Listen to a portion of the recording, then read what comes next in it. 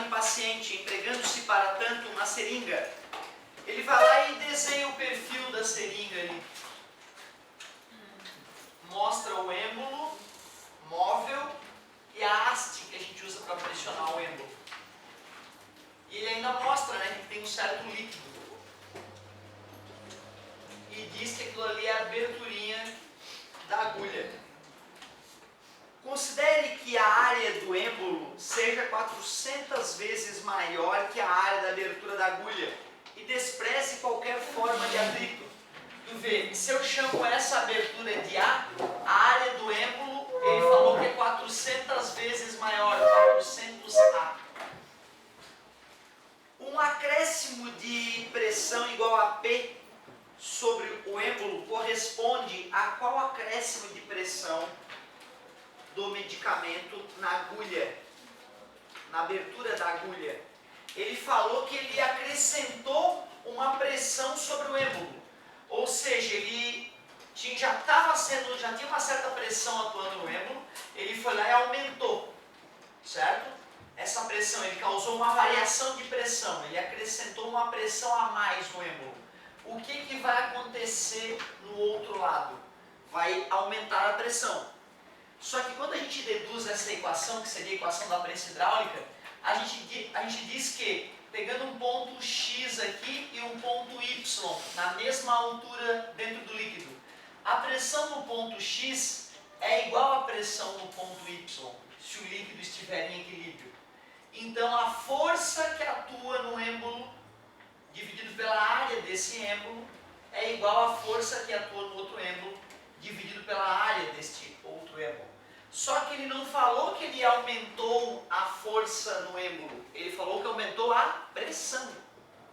Um acréscimo de pressão igual a P sobre o êmbolo corresponde a um acréscimo de pressão P. Só que ele disse que é ΔP para mostrar que é uma variação de pressão, né? Tudo bem. Esta variação de pressão gerou a mesma variação de pressão lá. E quem diz isso é o princípio de Pascal. Princípio de Pascal é o que me permite dizer que a variação de pressão em um ponto do fluido vai gerar a mesma variação de pressão em todos os pontos do fluido. Por isso que a letra A não tem cálculo a fazer, é uma pegadinha na verdade, era só aplicar o princípio de Pascal. Perigosa essa questão. Né? O clássico é o cara fazer conta. Vamos pensar assim. Eu tenho lá uma seringa com um êmbolo móvel. Se tu aumento da área, compensação de força, a pressão continuar a mesma, senão o fluido vai fluir. Sim. Pois é, então necessariamente a pressão não varia. Sim, variou. É a mesma pressão? Sim, a mesma. É isso que permite escrever isso aqui, ó. Na verdade, quando a gente escreve essa história da prensa hidráulica, a gente está dizendo que a variação de pressão ocorrida no êmbolo X é igual à variação de pressão ocorrida no êmbolo Y. A gente está usando o princípio de Pascal já aqui na partida. Por exemplo, se eu manter uma força de um lado, a área do outro lado vai ser a mesma modificação. Exatamente.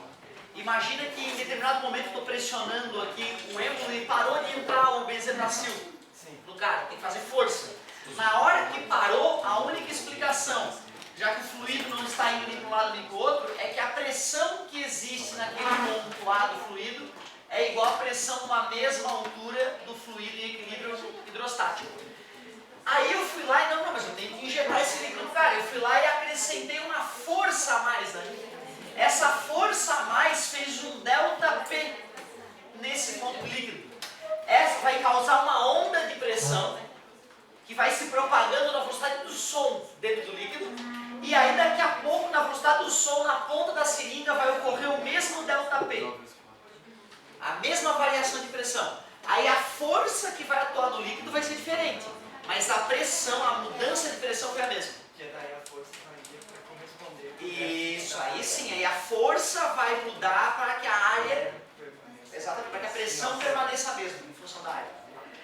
Tu vê, o cara que percebeu que quando o fluido sofre uma variação de pressão, todos os pontos desse fluido sofrem a mesma variação de pressão, foi o Pascal.